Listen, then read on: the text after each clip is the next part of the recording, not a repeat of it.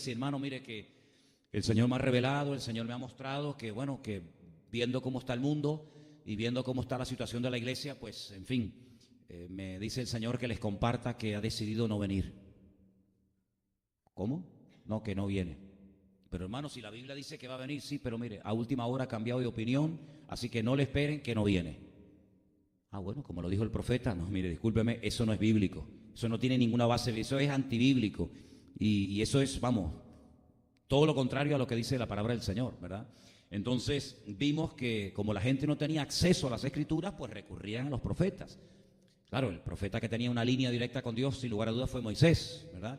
Los demás recibían a través de sueños, a través de ángeles, a través de visiones, diferentes mensajes, pero no todos los días ni cada 5 minutos, sino que a veces recibían una palabra y a los años recibían otra y así sucesivamente. Era un tiempo muy diferente al que vivimos hoy en día nosotros, que podemos orar y podemos leer la palabra y saber en todo momento qué es lo que Dios quiere y qué es lo que Dios no quiere. Por otra parte, no solamente no se tenía acceso a las Escrituras porque no estaban escritas, sino que tampoco la gente tenía lo que hoy en día nosotros sí podemos decir con toda seguridad que está conmigo, y es la presencia permanente y constante del Espíritu Santo. ¿Cuántos dicen amén? El Señor dijo, yo sé que ustedes están tristes, no lo entienden, ustedes piensan que ahora viene un caos, un vacío, pero si yo les digo a ustedes que os conviene, a ustedes les conviene, les va a hacer mucho bien el que yo me vaya, porque si yo no me fuese, el Consolador no podría venir. Pero cuando yo me vaya, yo rogaré al Padre para que os envíe otro Consolador y esté con vosotros para siempre. No es como el Señor que estuvo un tiempo corto con los discípulos, sino que el Espíritu Santo dice que estará con nosotros para siempre, con nosotros y en nosotros. Cuidado que esas preposiciones son muy importantes en la Biblia, porque yo puedo estar contigo, pero en ti, eso es otra cosa muy diferente. Pero el Señor está contigo y está en ti además. A donde quiera que vayas, la presencia del Señor va contigo. Y dice, y Él tomará de lo mío y Él os lo hará saber. Él además os recordará todo lo que yo les he enseñado. Y Él además os guiará a toda la verdad, porque no hablará por su propia cuenta. Y Él además, cuando venga, convencerá al mundo de pecado, de justicia y de juicio. Y bueno, y tantas cosas y funciones diferentes, ¿verdad? Entonces, claro, en esos tiempos no se vivía con estos privilegios, hermanos, que tenemos nosotros hoy en día. Ustedes valoran lo que estamos diciendo, ¿no? Ustedes valoran el hecho de decir, oye, que el Señor está conmigo, el Espíritu Santo está conmigo, yo no soy un profeta, no soy un juez como en el Antiguo Testamento, o un rey, o un sumo sacerdote ungido para una función específica, sino que ahora dice sobre siervos y siervas, sobre esclavos y libres, dice, para vosotros es la promesa y para cuantos el Señor nuestro Dios llamare. Así que y ahora el abanico, las posibilidades son mucho más amplias, ¿verdad? Entonces, estuvimos hablando de las características de un verdadero profeta. Un verdadero profeta es una persona apegada totalmente, 100% a la palabra de Dios. No es una persona que va y le profetiza a la gente, al pastor, a la iglesia, lo que la gente en el fondo quiere oír, que es muchas veces lo que suele pasar. Y puse un ejemplo muy bonito. Yo les voy a dar la cita para que cuando lleguen a casa la lean, porque no la vamos a leer ahora porque es un poquito larga, pero quiero que apunten esta cita o la recuerden. Segunda de Crónicas, capítulo 18. Segunda de Crónicas, capítulo 18, a partir del versículo 1. Cuando usted llegue a casa, por favor, lea esta porción. Hay un momento en el que el rey del norte, el rey Acab, un rey perverso, un rey malo, casado con aquella famosa reina llamada Jezabel, pues le pide al rey del sur, un buen rey, un hombre de Dios llamado Josafat, que le ayude para ir junto con él a la guerra. Josafat no tenía que haberse metido en aquella guerra, pero allí fue. La Biblia dice que Acab tenía 400 profetas que le profetizaban todos lo que él quería oír. Y les preguntaba, voy a ir a la guerra y voy a obtener victoria. Y todos le decían, sí, rey, tú vas a ir a la guerra y los vas a destrozar. Vas a obtener una victoria increíble. El enemigo va a ser derrotado, humillado. Vete a la guerra. Oye, 400 profetas profetizándoles lo mismo. Claro, cualquiera se atrevía a llevarle la contraria. Josafat le dice al rey, oye, una pregunta. ¿Tú no tienes en tu reino a otro profeta? Porque a mí me llama la atención que todos digan exactamente lo mismo. Todos te están profetizando cosas bonitas. Además aparece la palabra, la famosa palabra de moda. Dicen los profetas que vas a ser prosperado. Esa palabra aparece ahí. Y cuando yo la leía, la gente se echaba a reír porque hablamos un poquito acerca de este tema, ¿no? El destrozo que ha hecho la falsa teología, por llamarlo de alguna manera, de la prosperidad en las iglesias, ¿no? Hasta el punto que la gente va para ser prosperado, no para servir al Señor y comprometerse, ¿verdad? Entonces le dice, sí, yo tengo otro profeta, pero nunca me profetiza cosas buenas. Dice, tráelo. Se llamaba Micaías, es poco conocido, ¿verdad? Yo le digo Isaías, Jeremías, Daniel, todo el mundo lo conoce, pero Micaías como que no es muy conocido. Dice que cuando lo mandan a llamar, le dicen, mira, escucha una cosa antes de ir para allá. Todos los profetas que tiene el rey en su palacio, todos le están profetizando cosas buenas. No vayas a meter la pata. No le vayas a decir cosas malas. Y él dice, solamente hablaré lo que el Señor me diga que le hable. Entonces cuando llega Micaías, le dice, no vayas a la guerra porque no solamente la vas a perder, sino que vas a morir. ¿Ves? ¿No te dije yo? ¿No te dije yo? Que nunca me profetiza cosas buenas. Es verdad, cosas buenas no le profetizaba, pero una cosa sí le profetizaba, la verdad. Los otros le profetizaban cosas buenas, pero eran todas mentiras. Este no le profetizaba lo que él quería oír, pero es el que decía la verdad. Pero era 1 contra 400, no le hicieron caso. Incluso hasta lo encarcelaron al profeta. Fue a la guerra y efectivamente fue un desastre. Efectivamente, se cumplió la palabra del profeta. Entonces yo dije en este estudio que el profeta dice lo que el Señor le pone en su corazón que diga, aunque a la gente lo mate, aunque a la gente lo apedreen, aunque no sea popular, aunque no lo inviten, aunque lo critiquen, aunque lo cuestionen, da igual. La persona que habla tiene que hablar en base bíblica y tiene que hablar lo que el Señor ponga en su corazón y no lo que en el fondo a la gente le gustaría que el hombre predicara. Amén, hermanos. Entonces puse también ejemplos de profetas del Nuevo Testamento. Y uno dice, oye, pero había, sí, claro. Por ejemplo, dice que en Cesarea, había un antiguo diácono de la iglesia que hemos leído su nombre, Felipe, que después llegó a ser un famoso evangelista, que vivía en esa ciudad y tenía 4 hijas. Y dice que las 4 chicas, sus 4 hijas, profetizaban. Pero fíjate, profetizaban, pero nunca le dijeron nada a Pablo. Hasta que llegó un profeta llamado Agabo, Hechos capítulo 21, del 8 al 11, dice que Agabo le dice, déjame tu cinturón. Dice, amárreme con este cinturón, con esta cuerda que lleva Pablo a la cintura. Dice, así dice el Señor. Así amarrarán al dueño de este cinturón en Jerusalén. Claro, cuando los hermanos dicen que oyeron aquella palabra, le dijeron a Pablo, no subas, no subas. No es que Pablo fuera un rebelde, no es que Pablo llevara la contraria a la palabra profética, sino que la palabra le advertía de lo que le podía suceder si subía a Jerusalén. Pero Pablo dijo, a mí no me importa lo que me hagan. Yo incluso estoy dispuesto a morir. Y claro, cuando yo leía eso, me vino a la cabeza otro hombre que nosotros conocemos perfectamente, que también dijo lo mismo.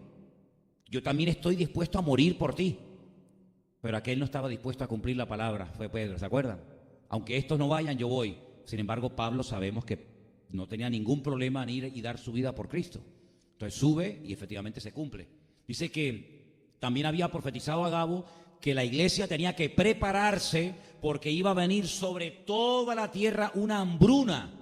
Y entonces dice que la iglesia comenzó a recoger ofrendas para mandarlas a las iglesias más pobres, a los hermanos de menos poder adquisitivo, y dice, y esa palabra se cumplió en los días del emperador Claudio, que vino una hambruna sobre toda la faz de la tierra, ¿verdad? Entonces era un profeta. También dice la Biblia que Silas, fíjate tú, cuando habla de Pablo y Silas, ¿os acordáis? Silas y Silvano, en la Biblia es el mismo, ¿vale? El que le escribía las cartas a Pablo, pues dice que también era profeta y traía mucho ánimo y mucho consuelo a la iglesia. En Hechos capítulo 13, si queréis podemos ir un momentito y lo vemos. En Hechos capítulo 13, la congregación a la que asistía Pablo, la congregación en la que es llamado al ministerio para salir de la iglesia, dice en el versículo 1, Hechos 13:1, había entonces en la iglesia que estaba en Antioquía profetas y maestros. ¿Ves? Profetas y maestros. Y allí menciona a Bernabé, a Simón, a Lucio, etcétera. Dice, ministrando estos al Señor y ayunando, dijo el Espíritu Santo, apartadme a Bernabé y a Saulo para la obra a la cual los he llamado. La iglesia no los envía, sino que es el Espíritu Santo el que los envía. En otra ocasión dice la Biblia que cuando van, por ejemplo, al concilio de Jerusalén, la iglesia los envía como delegados de la iglesia. Pero en esta ocasión no los envía la iglesia, sino los envía el Espíritu Santo. Y dice que en la iglesia había profetas y maestros. También la Biblia habla un poquito más adelante de falsos profetas. Cuidado, porque dice el apóstol Pedro en una de sus cartas, hubo en el pasado falsos profetas, dice, y ojo, habrá en los últimos tiempos también falsos profetas. Y que no es una cosa que ocurría hace 2000 años, pero que hoy en día, no se preocupen hermanos, que estamos vacunados contra esto. Cuidado, porque la Biblia es muy clara y dice, hubo y habrá falsos profetas entre vosotros, que dice que se meterán encubiertamente, comenzarán a enseñar herejías destructoras por ganancia deshonesta. Y bueno, hay unas características ahí en la carta de Pedro realmente extraordinarias. Hay un capítulo, si les interesa leerlo, donde habla acerca del orden, de cómo tiene que ser ministrado este don hoy en día. 1 Corintios 12, 1 Corintios 14, habla de cómo tienen que ser las personas que vayan a compartir o tener este ministerio. Curiosamente, en Efesios capítulo 4, habla de los 5 ministerios, ¿saben, verdad? Apóstoles, profetas, evangelistas, pastores y maestros, y ahí los menciona, ¿vale? Entonces, es un ministerio, es un don, ¿verdad?, que tiene que venir con 3 propósitos. Yo los apunté aquí porque yo les dije a los hermanos, si esta gente que viene a las congregaciones con supuestamente este don o este ministerio no cumplen estos requisitos, no lo acepten. Y la iglesia realmente, y el pastor estaba realmente abierto, querían aprender, y esa actitud es muy bonita cuando uno comparte y ve a la gente con ganas de aprender y te hacen preguntas, y con esa humildad, la verdad es que da gusto, ¿no? Por eso viene muy contento y muy bendecido de allí de Barcelona, porque vi esa actitud en todos los lugares donde fui. Dice que el profeta tiene que edificar, exhortar y consolar. Repito, edificar a la iglesia, exhortar a la iglesia, creyente, y consolar al mismo tiempo a la congregación. Si ese profeta de juicio, de que todo está mal, de que ustedes no oran, de que no se comprometen, de que son una manada de pecadores. Sí, pare el carro, hermano, pare el carro, hermanita, pare el carro. Condenación no, condenación no. Ya con el diablo tenemos suficiente. Es que ustedes no oran, que son unos carnales, es que ustedes son una partida de... No, pare, cuidado, que está hablando con los santos, está hablando con los hijos de Dios, con defectos, pero son hijos de Dios. Está hablando con gente que ha sido comprada a precio de sangre. No está hablando con los inconversos, no está dirigiéndose usted al borrachito de la esquina, al carnal de... No, cuidado. Cuando usted se dirija a un creyente, tenga siempre presente eso. El mismo Cristo que le salvó a usted es el mismo Cristo que le salvó a esa persona. Entonces no vaya a machacarlo, a hacerlo sentir como el más inmundo y peor de los pecadores, que no oras, que no ayunas, que no te congregas, que no lees la Biblia. Bueno, a lo mejor es verdad, pero el ministerio del profeta o de cualquier creyente hoy en día no es condenar, es edificar, creo que lo he dicho bien claro, ¿no? Edificar, exhortar y consolar. Y si no cumple estos requisitos, mejor que se calle. Si usted se cree superior a los demás porque oras más que los demás, gloria a Dios. Oye, qué bueno que tú oras más que yo. Qué bueno que tú sabes la Biblia más que yo, ¿sí o no?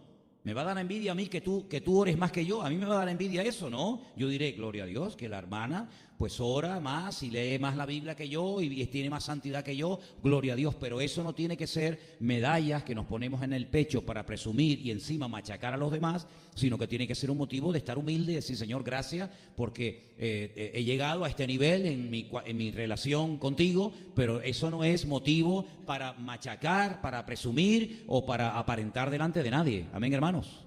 Una de las cosas que le dije a los hermanos, y yo lo digo aquí, porque una característica de un miembro de Vida Nueva, yo no sé de otras congregaciones, porque claro, yo no puedo pastorear 30 iglesias al mismo tiempo, pero una de las características de los miembros, de las personas que han decidido congregarse en esta iglesia, es que no son personas que tienen que llamar aparte a una persona para decirle algo supuestamente del Señor. Yo sé que esto es muy típico en las iglesias. Hay muchas congregaciones, mire hermano, venga que tengo una palabra para usted. El Señor me ha puesto en el corazón que le diga esto y esto y esto. ¿Pero usted quién es aquí en la iglesia? Dígame, ¿usted quién es? ¿Usted es el pastor? No. Entonces, ¿usted cómo se atreve a acercarse a mí, a decirme, primero lo que mi Dios me puede decir a mí directamente, porque mi Dios es igual que el suyo, ¿verdad? Y encima, usted me está diciendo a mí una palabra, saltándose la autoridad pastoral, saltándose la autoridad que Dios ha puesto en la iglesia para decirme que yo tengo que vender mi coche y dársela a usted, porque usted tiene que ir de misionera a Hawái. Discúlpeme, pero a mí Dios no me ha dicho nada de eso. Pero es que eso abunda en las congregaciones. A lo mejor muchos de ustedes, yo le decía a los hermanos, Muchos de los que estáis aquí, el único punto de referencia que tenéis de un pastor y de una iglesia es esta. Hay otras personas que están aquí que han estado en otras iglesias y con otros pastores y más o menos saben de lo que estoy diciendo, pero hay gente que se ha convertido aquí y no saben cómo es fuera de esta congregación la cosa, ¿no? Y no saben cómo son otros ministerios, otros pastores, pero les puedo asegurar que hay gente que van por ahí soltando palabras a diestra y a siniestra, como aquel muchacho, aquel joven. Claro, yo era recién convertido, no tenía mucha idea, pero algo tenía, comenzaba a tener idea de cómo se movía el Señor en la iglesia, y había un muchacho en la iglesia que estaba enamoradísimo de una chica de la iglesia, pero enamoradísimo. Le pasaba como aquel que dice que se enfermaba, ¿no? Había uno en la Biblia que se ponía enfermo, ¿sí o no? ¿No saben lo que estoy diciendo? En la Biblia había uno que se ponía malito, se ponía enfermo, no quería ni comer de lo enamorado que estaba.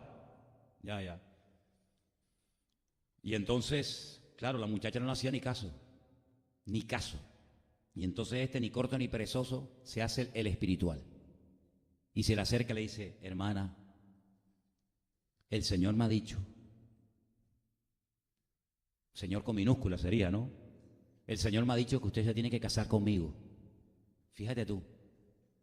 Y la hermana, que era con una madurez superior a él, evidentemente le dice: pues hermano, me va a perdonar, pero a mí mi Señor no me ha dicho absolutamente nada, ¿verdad? Entonces a veces se recurre al supuesto don o a la supuesta palabra para decirle a una persona lo que no te atreves a decirle o lo que el Señor no le ha dicho a esa persona. No hay confirmación, hay presión. Y el profeta no viene a presionar. El profeta muchas veces viene a confirmar un sentir generalizado de la congregación, ¿verdad? Ahora, muchas personas se abren. Yo le dije, lo que se le ha permitido a los cantantes y lo que se le ha permitido a los supuestos profetas, entre comillas, en las iglesias hoy en día, no se le ha permitido jamás a los pastores.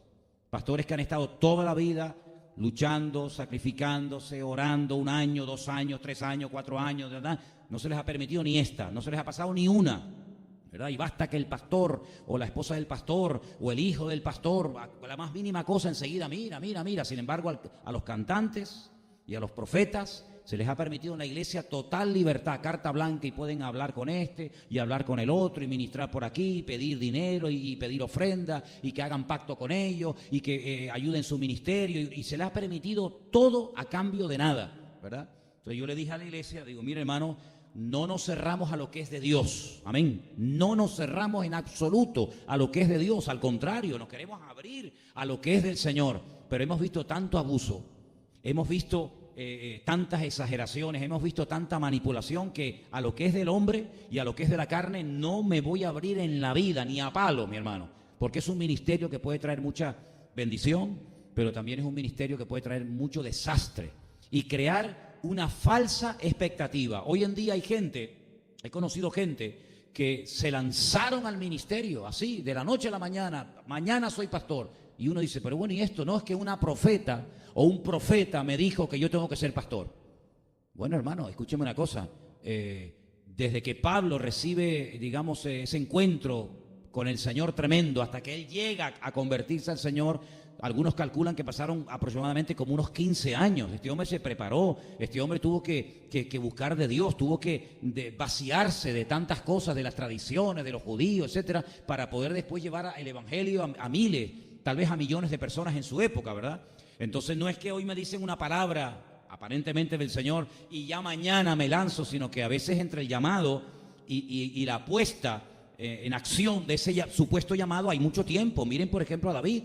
Hombre, David es un jovencito, no tiene más de 20 años, y lo sabemos porque en aquellos tiempos ya los que tenían 20 años tenían que ir a la guerra, y David no fue, por lo tanto no podía tener 20 años, como mucho 19, porque si hubiera tenido 20 estaría con los hermanos en la guerra, ¿me explico?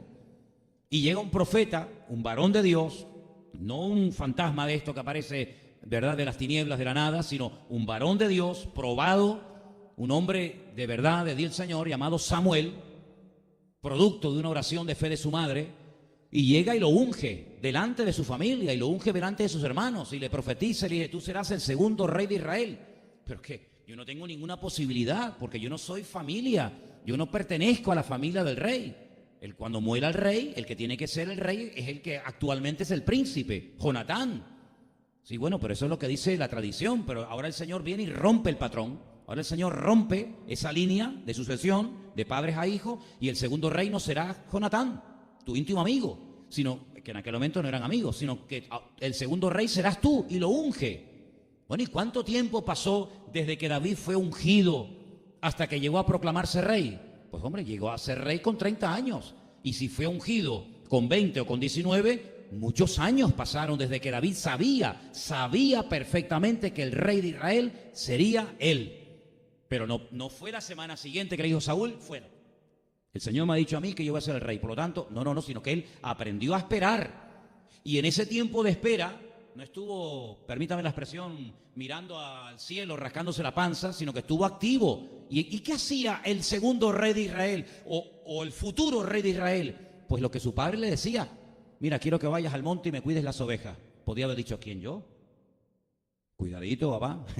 Cuidadito que estás hablando con el futuro rey de Israel. Sí, padre, lo que tú me digas. Mira, quiero que vayas a la guerra, al campo de batalla y le lleves alimento a tus hermanos. Sí, padre, lo que tú me digas. Es una persona que se dejó tratar en esos 10 años largos.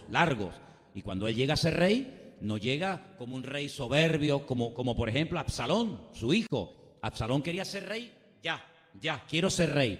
A las buenas o a las malas. Y si tengo que matar a mi padre, lo hago porque yo quiero ser rey. Hermano, el afán de protagonismo, el querer subir a alturas sin pasar por el valle de sombra y de muerte, por el desierto, es muy peligroso. El Señor podía haber llevado así, arrebatado a su pueblo de Egipto, de la esclavitud, y meterlo así en la tierra prometida. Y cuando lo vieran los filisteos y los amorreos, ¡pum!, caer patas arriba como las cucarachas. Pero no lo hizo. Los llevó al desierto 40 largos años. ¿Pero para qué? Para prepararlos. Porque primeramente había que arrancar de ellos muchas cosas. Porque es mucho más fácil trabajar con una persona virgen, ¿verdad?, que trabajar con una persona que ha salido de una esclavitud y entonces 40 años sacándoles toda la basura para después preparar a un pueblo para poder entrar en la tierra prometida, ¿verdad? Vemos, por ejemplo, el caso de José. José desde niño, mucho más joven que David, unos sueños increíbles. Vio a la familia en peso, padre, madre, hermano, postrados ante él allí como en aquellas pigas derechas y todos postrados. Y el padre que era un hombre de Dios, dice, pero hijo, es que lo que nos está diciendo es que es muy fuerte. Es que no solamente vas a ser una persona bendecida e importante, que gloria a Dios, a cualquier padre le gustaría, ¿no? Sino que además me estás diciendo que hasta tu propio padre, yo, el patriarca Jacob, me voy a postrar ante ti, pero que hijo, esto es muy fuerte lo que estás diciendo. Claro, los hermanos no aceptaban aquello, ¿verdad? Sin embargo, desde que él tiene esos sueños proféticos hasta que llega a ser un hombre bendecido, y en la historia, ¿cuántos años pasaron? Muchísimos años. Pero el tiempo que pasó de espera fue un tiempo duro, un tiempo difícil, por cárceles, por la esclavitud, por el menosprecio, por el rechazo. Imagínate tú el ambiente de aquel muchacho joven en aquella cárcel de aquellos siglos, ¿verdad? Con aquellas penurias, con aquellas limitaciones, un muchacho bueno, espiritual, que amaba al Señor, un niño mimado, un niño que su padre lo tenía siempre, ¿verdad?, tan reconocido, y de repente pasa a ser un don nadie.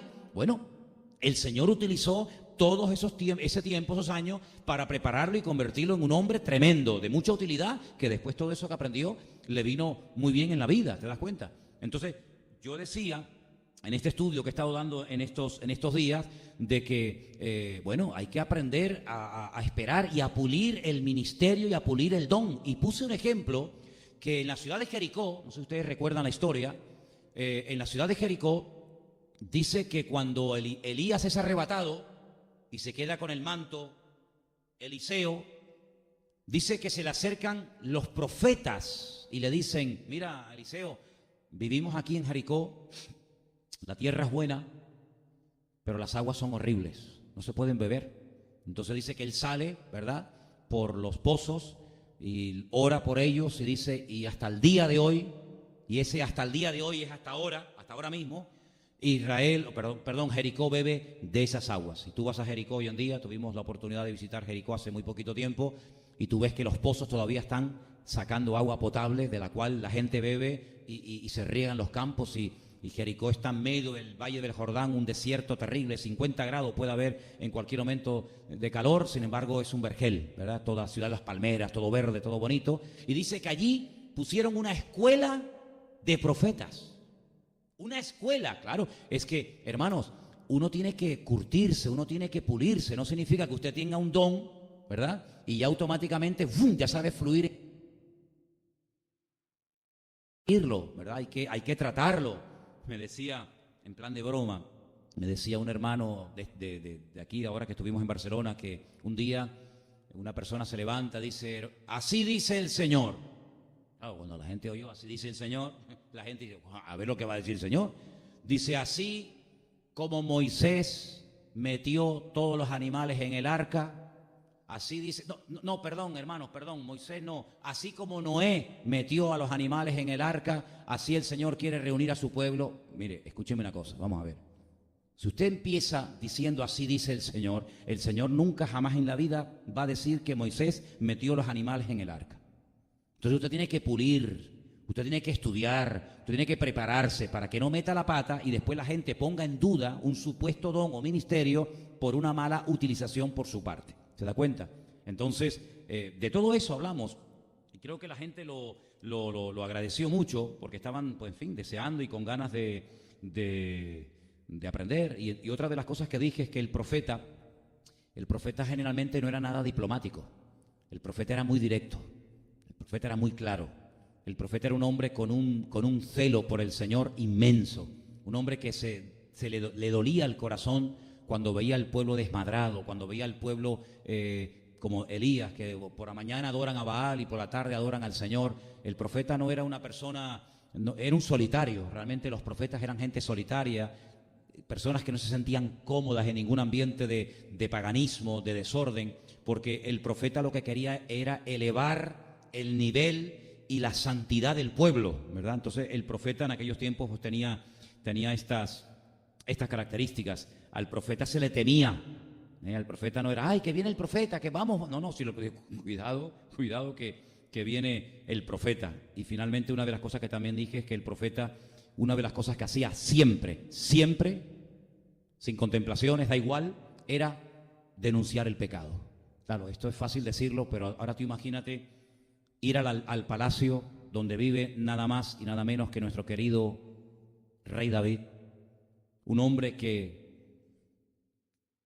un hombre de Dios, pero un hombre que es un guerrero, un hombre que te corta la cabeza y se queda tan pancho, un hombre que cuando le llega la noticia, para que veas cómo era su carácter, cuando le llega la noticia y le dice, mira, hemos ido a la casa de Nabal, al que tanto hemos ayudado, le hemos cuidado en el desierto, le hemos protegido los rebaños, nos hemos jugado la vida por él y le hemos ido a pedir un poquito de comida y nos ha dicho que no nos conoce, que no nos va a dar ni un vaso de agua, que tú eres un bandolero, que olvídate. Muchacho, cuando David oye aquello, dice que se monta y va con todos sus soldados a descuartizar, a destruir la casa, y si no le sale Abigail en el camino y se postra y le calma la ira, te puedo asegurar de que David iba por todas, ¿eh? David, vamos, hasta aquí hemos llegado, ¿no? Bueno, pues a ese hombre ahora tienes que ir tú a decirle que está en desorden y está en pecado. Ay, amigo, pero tú eres el profeta. Tú no puedes ir con milongas, ¿eh? Tú no puedes ir con pañito, Tú tienes que ir allí y decirle, David, con todo mi respeto, ese hombre eres tú. Y fue Natán, ¿verdad? El famoso profeta Natán, que no es un profeta muy conocido, pero de valiente lo tenía todo. Un hombre que llega, prepara una historia, una anécdota, a ver cómo lo da. Y cuando David se sube, le dice, pero ¿cómo es posible? Ese hombre eres tú. Se jugó la vida. Fíjate Juan el Bautista. Juan el Bautista le costó la cabeza el último sermón. Pero no sé, si ustedes algún día se enfadan conmigo, me quieren cortar la cabeza en el último sermón, por lo menos, bueno, fue por predicar la palabra. Podía haberse callado, es para decirle, pero vamos a ver, ¿a ti qué te importa si el rey de Israel está viviendo en adulterio? Cállate, no digas nada, tú vete a lo tuyo. Él no podía, es que un profeta no puede permanecer en silencio ante el pecado. Da igual si lo hace un discípulo, da igual si lo hace un rey, da igual si lo hace otro colega, da igual. La mujer que tienes no te es lícito tenerla, se la has robado a tu hermano. Claro, tú haces lo que te da la gana porque eres el rey, eres terrible, Herodes era terrible. Robas hasta las mujeres a tus propios hermanos.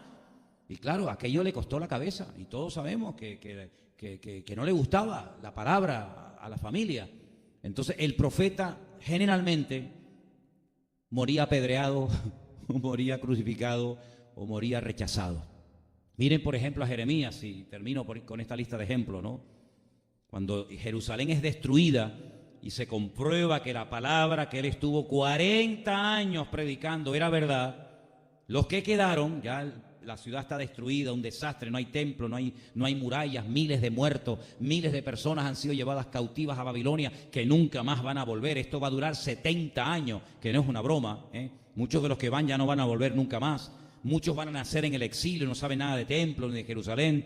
Yo se los había dicho que en esta guerra o se arrepienten o se entregan al enemigo, porque no hay término medio. Ustedes no me hicieron caso y miren las consecuencias.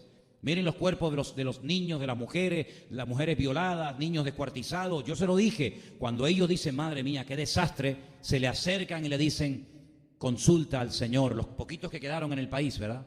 Consulta al Señor y pregúntale qué hacemos. Porque ahora, ¿qué vamos a hacer? Lo que el Señor te hable, hermano, lo que el Señor te diga, lo vamos a cumplir, porque hemos visto y estamos viendo las consecuencias de la desobediencia. Y Jeremías dice, denme tiempo, no sé cuánto tiempo tomó en este momento. Él se va a orar y cuando ya recibe el mensaje, cuando ya recibe la palabra, convoca a aquellos hombres y mujeres que le habían dicho y les dice, ustedes me pidieron que yo orara y le preguntara al Señor qué palabra tenía para ustedes. Pues el Señor me dice que ni se les ocurra irse a Egipto. Yo sé que allá hay trabajo, siempre en Egipto hay trabajo. Yo sé que en Egipto parece que se han abierto las puertas. Egipto está muy lejos de Nabucodonosor y como le tienen miedo se quieren ir bien lejos. Y además allí en Egipto se vive bien, etcétera, etcétera. El Señor dice, no se muevan de aquí. Aunque el país esté destruido, si ustedes son fieles aquí, pueden empezar una vida nueva aquí y el Señor les va a prosperar y el Señor les va a bendecir. No se preocupen, la espada no les va a atormentar, ni la guerra, ni el hambre. ¿Saben lo que le dicen? Eso no te ha dicho a ti el Señor, son mentiras. Nosotros nos vamos a Egipto. Dice que no vayan a Egipto. Mira que Nabucodonosor no tiene ningún problema en bajar allá abajo y cortar el cuello a todos. Eso no, y lo menosprecian y lo humillan. Se van a Egipto y efectivamente la ruina que querían huir de Jerusalén les atrapa en Egipto. El profeta podía haberle dicho, ¿qué me decían? ¿Qué tienes pensado? No, queremos ir a Egipto, pero queremos consultarte a ver si es de Dios o no es de Dios. ¿No hubiera sido más fácil decirle, hermano, cómo no van a poder ir a Egipto si el Señor está en todas partes? Váyanse a Egipto, además allá hay agua, hay buenas playas, buenos ríos, allí tienen trabajo, además mira, el país está hecho un desastre, el campo está destruido, no hay templo.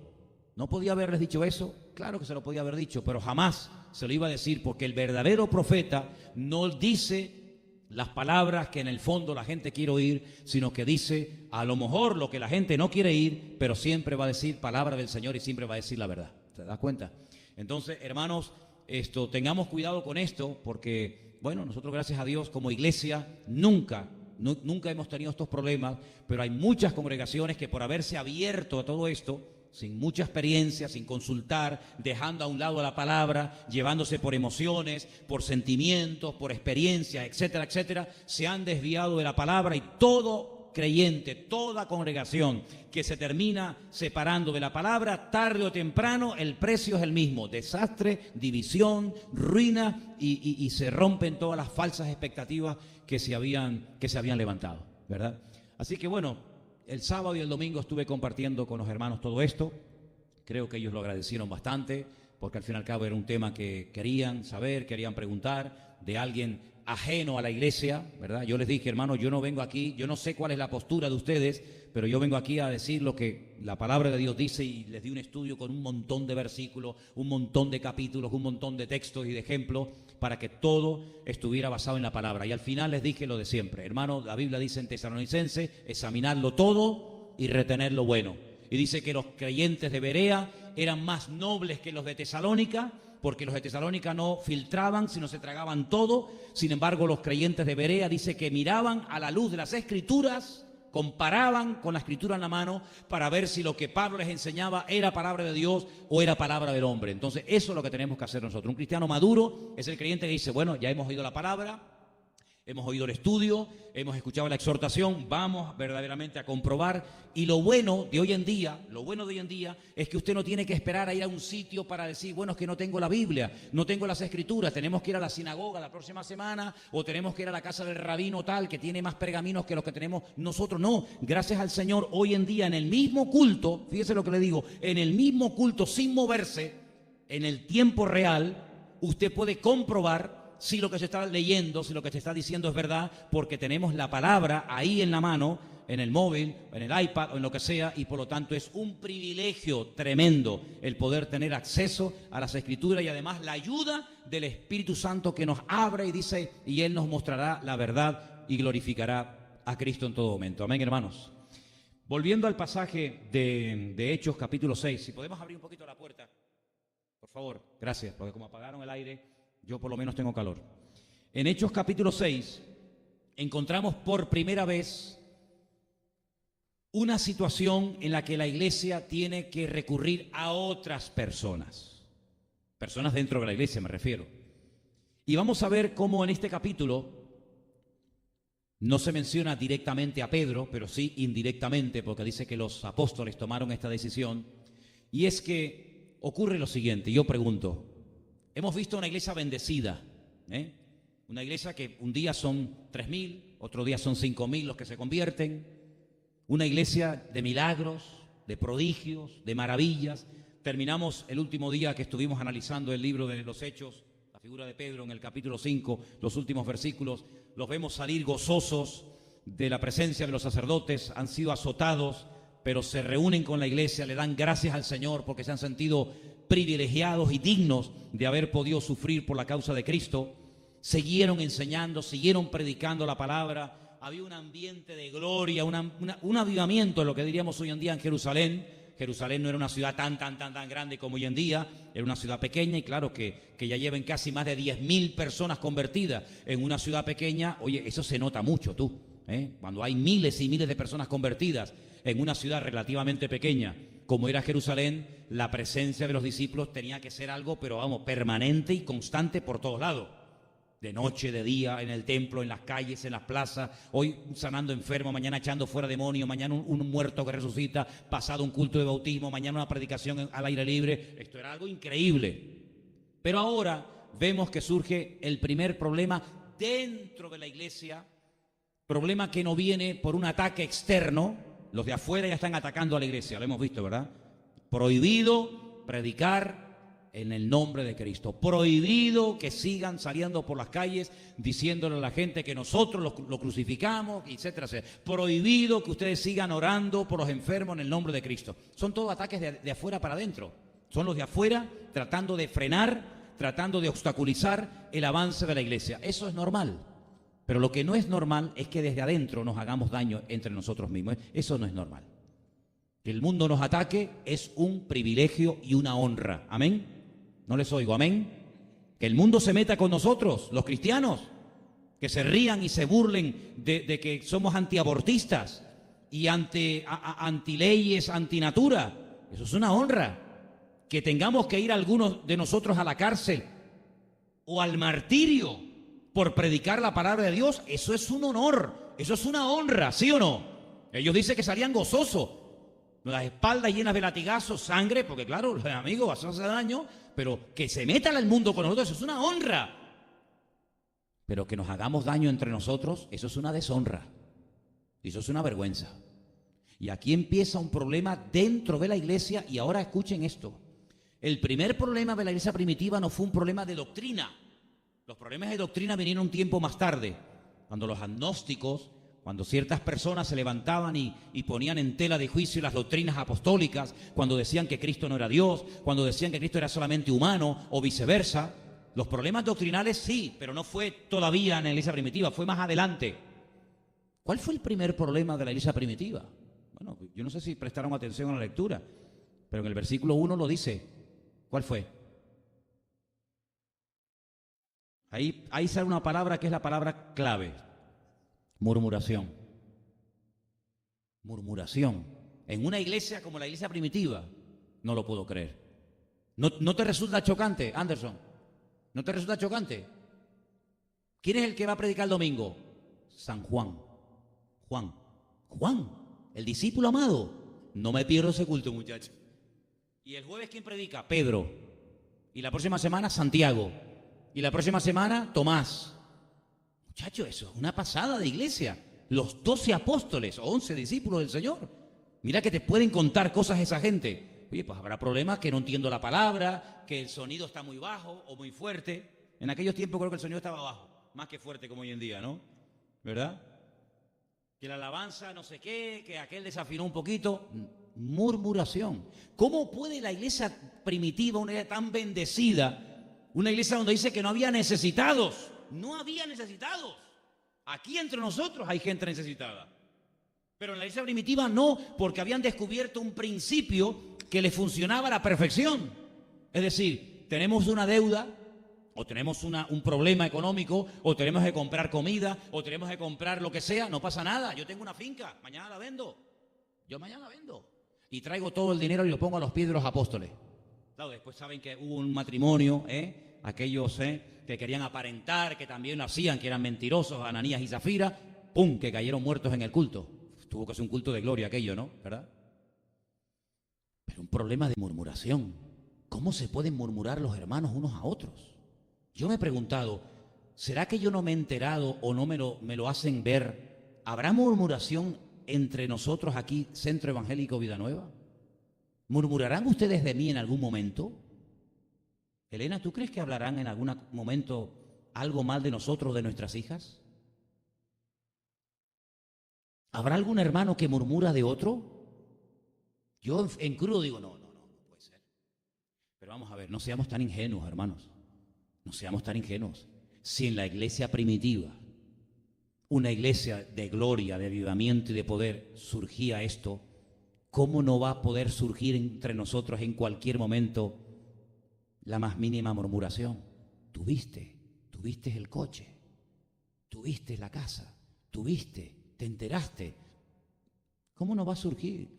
Si somos tan humanos, tan carnales o más que aquellos hermanos nuestros de hace 2000 años. Ahora, todo problema debe de dársele solución, ¿sí o no? Porque claro, si hay murmuración, si hay falta de perdón, si hay crítica, si hay envidia, si hay celo y no se hace nada, entonces el problema va creciendo y creciendo y creciendo. Y aquella raíz que se podía haber cortado en su momento, al final se termina convirtiendo en una cosecha terrible que mejor es cerrar la iglesia y marcharnos. Entonces la iglesia, el liderazgo de la iglesia, supo atajar al momento el problema. Dice que el problema surgió por lo siguiente, porque como crecían, es que el crecimiento a veces trae problemas, parece mentira, ¿no? Hay iglesias que tienen problemas porque no crecen. Y esta iglesia tenía problemas porque crecía mucho. Yo les digo una cosa, ¿ustedes prefieren que tengamos problemas por falta de crecimiento o prefieren tener algún problemilla porque crecemos mucho? ¿Cuál prefieren? Hombre, vamos a ver, pero es normal, ¿no? Pues dice aquí que como crecía mucho la iglesia, hubo murmuración de los griegos contra los hebreos, porque dice que las viudas de los judíos que las viudas de los griegos eran desatendidas en la distribución diaria. ¿Se acuerdan ustedes cuando repartíamos comida en la iglesia? Los líos que se montaban después de los cultos. Y a mí no me diste más 2 latas de tomate, a ella le diste 3. Oye, que hemos terminado hace 10 minutos un culto, donde yo te he visto a ti, aleluya, gloria, y ahora estás discutiendo porque le dieron un paquete de garbanzo más que a ti. ¿Cómo puede ser esto? ¿Cómo se puede discutir en la iglesia por la comida? Pues hermano, esto es lo que dice la Biblia, que no discutían por la doctrina, no discutían porque a mí Pedro no me gusta como predica, a mí me gusta más Santiago, a mí me gusta más cuando toca fulanito que cuando toca... No, es que no eran por cuestiones espirituales, eran por cuestiones de la panza, de la barriga. Es que hermano, cuando usted sirve la comida, yo veo que a usted le pone más a la judía, porque usted es judío, le pone 2 chuletas y a mí me pone media y con hueso y con grasa. Entonces, la murmuración. La murmuración es un cáncer, ¿sí o no? ¿Usted sabía eso? La murmuración es contagiosa. Diga conmigo, la murmuración es un cáncer. La murmuración es contagiosa. Y la murmuración es pecado. ¿Se acuerdan las 3 palabras? La murmuración es un cáncer. La murmuración es contagiosa y la murmuración es pecado. Ahora dígaselo al que está a su lado a ver si se acuerda de los 3 puntos. Mira qué fácil. Es un cáncer, es contagiosa y es pecado. Entonces, si usted no quiere pecar, no murmure. En boca cerrada no entra mosca. Murmuración por la comida. Por la comida. Yo digo, pero Señor, murmuración porque lo subieron a él a cantar y no a mí. Bueno, lo puedo entender. Murmuración porque le dijo que predicara él el jueves y yo quería el domingo, yo quería trompeta y le dieron la guitarra, o le dieron la flauta y el otro le dieron la... Pero por la comida, por algo tan vano como dijo el Señor, lo que comemos va a la letrina. Por la comida. Pero ¿y ahora qué hacemos? Añadimos más quejas, nos seguimos quejando, ponemos la metralleta en el púlpito y comenzamos a disparar contra los que han murmurado y los matamos a todos, los ponemos en disciplina, los ponemos de cara a la pared, les amargamos la vida y al final se van a tener que marchar a otra iglesia o nombrar otro ministerio. ¿Qué hizo la iglesia primitiva para cortar así, ¡fum!, de raíz la murmuración? ¿Qué hizo? Porque lo que ellos hicieron es teóricamente lo que deberíamos de hacer nosotros. Bueno, pues fíjate la medida que tomaron. Es la primera vez en la historia que los discípulos en la iglesia primitiva nombran a otras personas para otro tipo de funciones. Y mira lo que hacen. Dice, entonces los 12 convocaron a la multitud de los discípulos y dijeron, escuche bien porque esto que vamos a leer ahora es muy interesante. No es justo, no está bien que nosotros dejemos la palabra de Dios para servir las mesas. Yo pregunto, ¿usted está de acuerdo con esto, sí o no? ¿Este señor qué es? Pastor. ¿Este señor a qué se tiene que dedicar? A orar por toda la iglesia, ¿no? A prepararse para que nos traiga palabra a Dios mediante cuando le toque predicar, aconsejar al que le toque aconsejar, animar, exhortar, reprender, en fin, lo que sea. Si este señor es un pastor, ¿vale? Estos señores son apóstoles de Cristo, ¿verdad? Estas personas han estado con Cristo, estas personas tienen un conocimiento de la palabra espectacular y esta gente tiene que atender a miles y a miles y a miles de personas. Ahora, decirle a Pedro, a Juan, a Santiago, a Tomás, que no les va a causar ningún problema personal en el sentido de que ellos son pescadores, la mayoría de ellos, y están acostumbrados al trabajo duro. Esta gente tiene callos en las manos, ¿eh? Estos no son señoritos, estos son vagos. Estos son gente que sabe tirar de una red y estar toda una noche pesca que te pesca, o un día no pesco, mañana sí pesco. Esta gente son trabajadoras, no es porque sean vagos, no es porque no quieran dedicarse a esto, sino porque Dios no los ha llamado a esto. Y sería terrible ver a un señor como Pedro estar todo el día en una cocina preparando la comida para 20.000 personas y no has orado, no has leído la Biblia, no te has comprometido con el Señor. Hay gente sin atender. ¿Por qué? Porque está preparando el potaje para que cuando vengan las mujeres estén contentas. Entonces ellos mismos dicen, vamos a ver, esto no tiene ni pies ni cabeza, hermano. No vamos a dejar nosotros ahora de estudiar las Escrituras y prepararnos y estudiar y orar y tal para servir las mesas. Esto lo puede hacer cualquiera. Y entonces ellos dicen y hacen una propuesta. Busquen ustedes hermanos de entre vosotros a 7. Ahora, claro, es que ahora espérate los requisitos que tenían que tener estos 7. A ver si los cumplo yo. Tienen que ser gente de buen testimonio. Segundo, llenos del Espíritu Santo y de sabiduría a quienes encarguemos de este trabajo. Ahora tú pregúntate, cada uno se pregunta, por favor, Santiago, Luis, Pepita, Raúl, cada uno pregúntese esto. ¿Soy yo un hombre de buen testimonio? ¿Soy yo un hombre, una mujer llena del Espíritu Santo? ¿Y soy una persona llena de sabiduría? Porque esto es lo que se le pedía a los diáconos de la iglesia primitiva. Yo he llegado a la conclusión de que yo no podría ser ni ujier en la iglesia primitiva. No, de verdad, Porque los diáconos de la iglesia primitiva ponían patas arriba ciudades enteras. Vamos a ver después lo que hicieron algunos. Es decir, son 3 requisitos sencillitos, ¿no? Lleno del Espíritu Santo, de sabiduría y de buen testimonio. Ya. Sí. Pero mira, uno de los 7, porque aquí está la lista, gracias al Señor, de los 7, Dice, uno se llamaba Esteban, que era un varón lleno de fe y del Espíritu Santo. El mensaje para mí más hermoso, aparte del que Pablo predica en el Areópago, allí en Atenas, que es un mensaje espectacular, para mí uno de los mensajes más profundos, una de las predicaciones, más profundas y más amplias de la Biblia está en el libro de los Hechos, y lo dio precisamente Esteban minutos antes de que lo mataran a pedradas. ¿Lo habéis leído? Hermano, leer la defensa, el mensaje que está en el capítulo siguiente, capítulo 7 de Hechos, lo que ese hombre predica, lo que ese hombre dice allí, bueno, eso fue impresionante, un mensaje tremendo. Y era un diácono. Señor, pues si así predicaba Esteban, que era un diácono, ¿cómo predicaría Pedro y cómo predicaría Juan y cómo predicaría Santiago? Eso, imagínate, si estos son los discípulos, ¿cómo serían los maestros?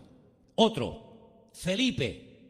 Sabemos que Cristo tenía un discípulo llamado Felipe, ¿no? Otro Felipe que dice que fue diácono. Felipe, dice la Biblia, que se fue un día cuando la iglesia primitiva entró en persecución y tuvieron que salir todos corriendo. Pues dice que Felipe se fue a vivir a la ciudad de Samaria. Y toda la ciudad de Samaria fue sacudida por la predicación de Felipe. Cojos, mudos, endemoniados. Puso la ciudad patas arriba.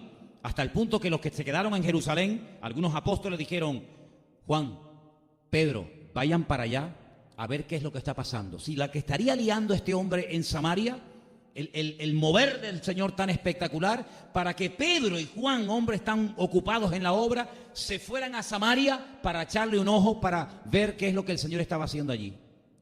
Otro diácono de la iglesia, el que se fue un día al desierto porque un ángel le habló y le dijo, vete al desierto, y se va al desierto.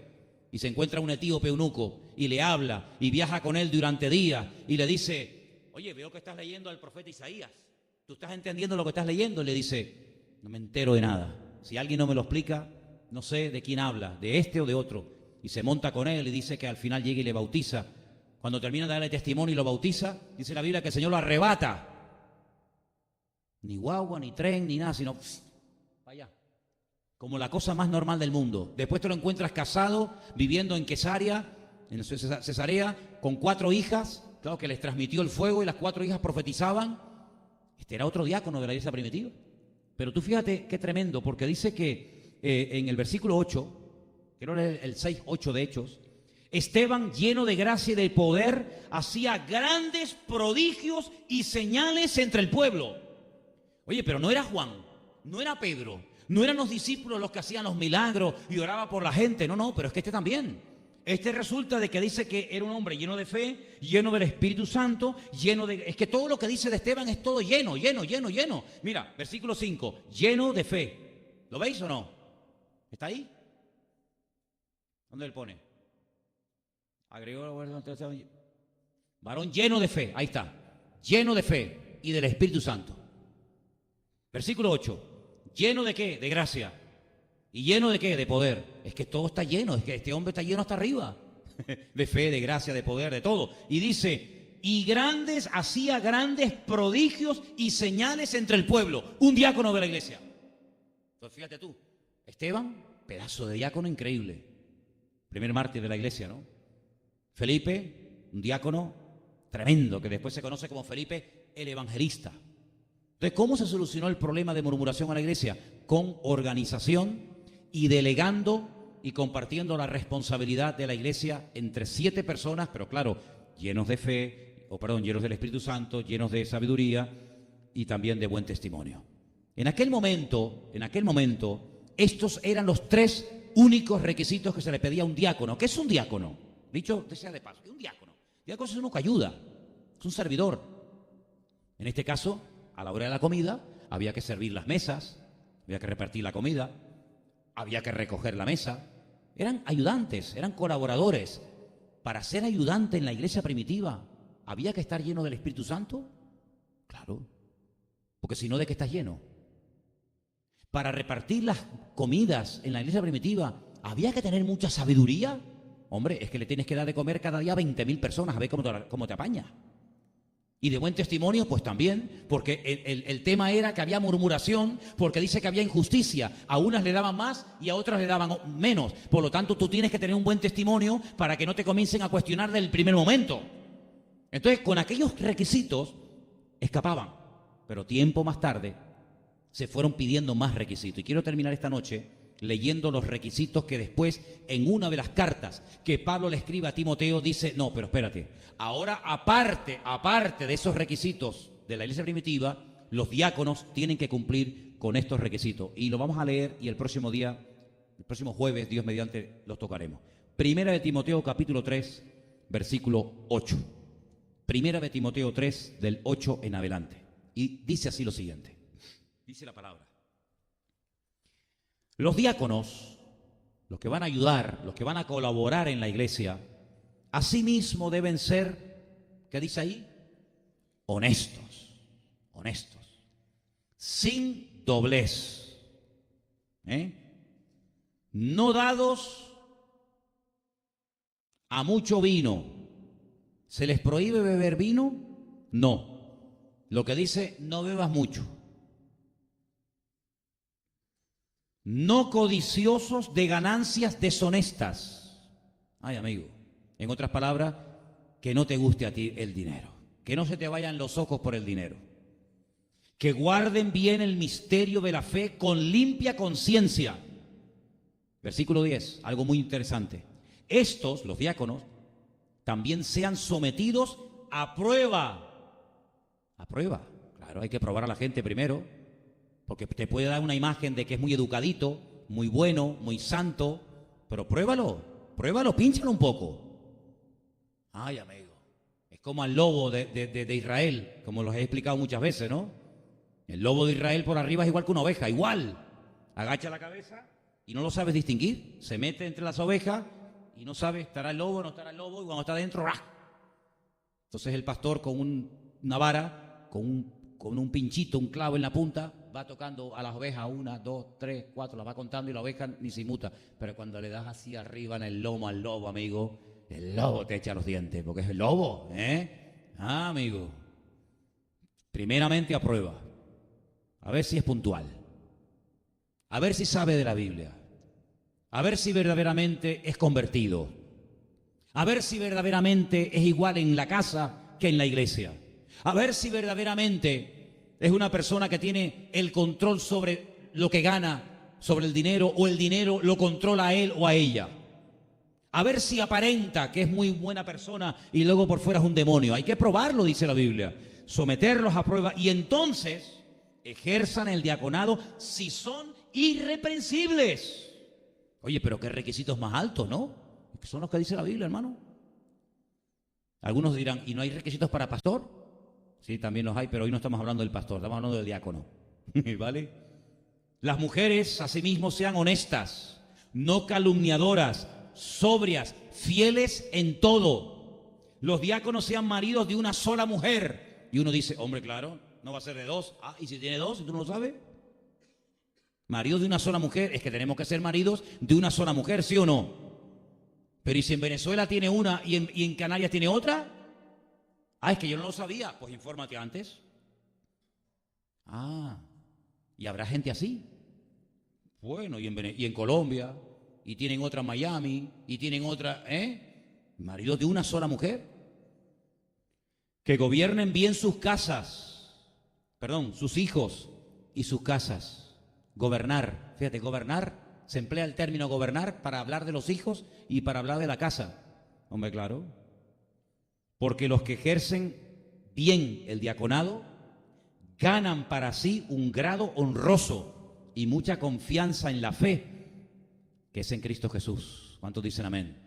Entonces, lo vamos a dejar hoy aquí, pero fíjense, primer problema interno de la iglesia, la murmuración. Cuidado, que nos puede a nosotros pasar lo mismo si en un momento determinado creemos que se está haciendo algo diferente a mi opinión. Y ahí, si no somos maduros, podemos entrar en murmuración, en crítica. ¿Se da cuenta? Podrían haber dicho, ¿te estás dando cuenta que cuando llegamos a la hora de la comida le están dando mejor ración y más cantidad a las que son judías, como ellos, que a nosotras que somos griegas, ¿te das dando cuenta? Y una hermana podría haber dicho, sí, pero no le des importancia, hermana, no te preocupes por eso. Nos hace falta perder unos kilitos. Es que nos aman tanto los hermanos de la iglesia que nos dan menos, no porque nos menosprecien, sino porque dicen, a la hermana un par de kilitos menos le quedaría mejor la figura y el vestidito. Entonces no te preocupes. Ay, es verdad, no me había dado cuenta de eso, hermana. Gracias, qué bueno. Hermano, gracias porque me está poniendo poquita cantidad y le agradezco porque así mi marido me va a querer más y voy a... No, si no, ¿tú te das cuenta de lo que están haciendo? ¿Tú te crees que hay derecho a eso? Nos pegamos todo el día limpiando la iglesia, venimos a aspirar la alfombra, estamos todo el día metidos aquí adentro y ahora resulta que llegamos a la hora de la comida y pasamos más hambre que el perro un ciego. ¿Por qué? Porque doña tal, doña fulana y doña mengana le ponen más a ella y a nosotros nos ponen menos. Pues eso no puede ser, claro que no. Llámale por teléfono y coméntaselo a la hermana. WhatsApp que te pego. Hermana, ¿tú te has enterado? Es verdad, esto es una injusticia, esto no puede ser. ¿Pero qué tipo de iglesia es esa? ¿Pero qué pastor es ese? Pero eso es un hombre de Dios, eso es un sinvergüenza. Porque yo... Y me ingresó la bomba y los discípulos dijeron, alto, alto, alto, alto. Si por la comida se va a dividir la iglesia, vamos a nombrar diáconos y que estos hermanos se encarguen del tema. Oye, y que yo sepa, hubieron otros problemas, cuidado, pero nunca más por la comida volvieron a murmurar en la congregación, porque se supo zanjar el problema. Nosotros tenemos que tener la madurez, y espero que la tengamos, que cuando veamos algo que desde nuestro punto de vista no se está haciendo como a ti te gustaría que se hiciera, tener la madurez de decir, vamos a orar para que el Señor pues ponga lo que tenga que poner. Y mientras no sea algo de la doctrina, algo grave de la palabra, sino mira que se pintó la pared de marrón. Pues yo lo hubiera pintado de amarillo, tú, porque el marrón está tan pasado de moda, pero no importa, gloria a Dios. Mira, además, mira, las columnas de marrón parece como si estuviéramos en el tabernáculo en el desierto. Qué bonito, tú. Ya está, se quita el problema. Entonces, hermanos, aprendamos de los errores de otros para no cometerlos nosotros en el día de hoy. Amén, hermanos. Y les recuerdo, antes de orar, que nos falta un último empujón para terminar la obra. Gracias al Señor, prácticamente esta parte de aquí arriba, prácticamente ya está terminada. Mañana y el sábado vamos a meternos en la otra parte, que es la que falta, y le pido, por favor, a la iglesia que nos subamos al carro y terminemos esto lo antes posible. Entonces, oren, apoyen, vengan y colaboren para que ya en este poquito tiempo que nos reste podemos terminar con la obra y para la gloria del Señor decir, hasta aquí nos ayudó el Señor. Cualquier pregunta, cualquier forma de colaboración, háblense conmigo y yo le voy a decir, hermano, hace falta esto o aquello, no, esto no hace falta, esto sí hace falta. Y entonces hoy es día 15, ¿no? En estas 2 semanas prácticamente vamos a zanjar ya este tema, que ya se nos echa el verano encima, vienen los campamentos de los niños, de los adolescentes, de los jóvenes, y no vamos a estar en pleno mes de julio y agosto trabajando en esto, sino todo lo contrario. Queremos terminar esto lo antes posible. Hay formas de colaborar en todos los sentidos. Aquí estoy, soy todo oídos después del culto. Amén, hermanos. Vamos a cerrar nuestros ojos y orar y darle gracias al Señor por este tiempo que hemos podido pasar aquí. Padre Celestial, gracias por tu bendita palabra. Siempre nos anima, siempre nos motiva, siempre nos ministra y nos habla, Señor. A ti la gloria. Gracias por este regalo hermoso de las Sagradas Escrituras, completas en nuestras manos, a través de las cuales recibimos aliento, ánimo, exhortación, edificación, y todo es útil para nuestro crecimiento espiritual. Señor, guarda nuestra vida, nuestros ojos, nuestros pensamientos, nuestras bocas, que siempre, Señor, estemos atentos a lo que tú quieras hacer, que estemos atentos a tu instrucción, a tu palabra, porque ella es nuestra lámpara que nos ilumina el camino. Y gracias por esta lección que nos dio la iglesia primitiva de cómo delegaban, de cómo frenaban problemas de murmuración para que la iglesia no se viera afectada ni perjudicada por esta cuestión, sino que el reino siguiera adelante y la palabra predicándose a diestra y a siniestra. Señor, recibe nuestra alabanza, la adoración de tu iglesia en esta tarde. Te reconocemos como nuestra autoridad, nuestra cobertura, y una vez más te decimos gracias porque tú eres bueno y tu misericordia nunca nos ha abandonado. Gracias, Señor, también por esta ofrenda que podemos levantar en el día de hoy. Bendícela tú y que a través del esfuerzo de cada uno de nosotros la obra siga adelante caminando, Señor. En el nombre bendito de Jesús. Amén y amén. Nos ponemos de pie, queridos hermanos.